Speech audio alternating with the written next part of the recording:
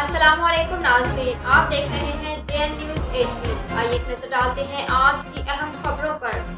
अस्सलामुअलैकुम जी नाज़रीन, खबर शामिल करते हैं। खबर है गुजरावाला से। हमारे नुमाइंदे अब्दुल जब्बार अंसारी की रिपोर्ट के मुताबिक जो इस वक्त मौजूद है कामुकी के इलाका मंडियाला पहुंच में, जहां क्रिसमस डे की मुनासबत से एक प्रोग्राम अकलीती रहनुमा चौधरी आबाद बलोच भट्टी के डेरे पर मुनक्किद किया गया, जिसमें दबंग ऑफिसर CPO गुजरावाला उमर सलामत ASP सलेमान जफर ने क्रिसमस डे का केक काटा और CPO गुजरावाला ने कहा कि अकलीतियों को पाकिस्तान में मुकम्मल आज़ादी हासिल है और वो आज़ादाना तौर पर अपने बुनियादी हकूक़ के साथ अपनी इबादत गाहों में इबादत कर सकते हैं। इस्लाम हमें भाईचारे और सलामती का दर्स देता है। इस्लाम और मुसलमान का शिद्दत पसंदी से कोई ताल्लुक नहीं। आबाद बलोच भट्टी ने CPO गुजरावाला की आमद पर एक बकरा भी ज़िबा किया और आखिर पर अकलीती रहनुमा चौधरी आबाद बलोच भट्टी ने CPO गुजरावाला और ASP कामुकी का शुक्रिया अदा किया।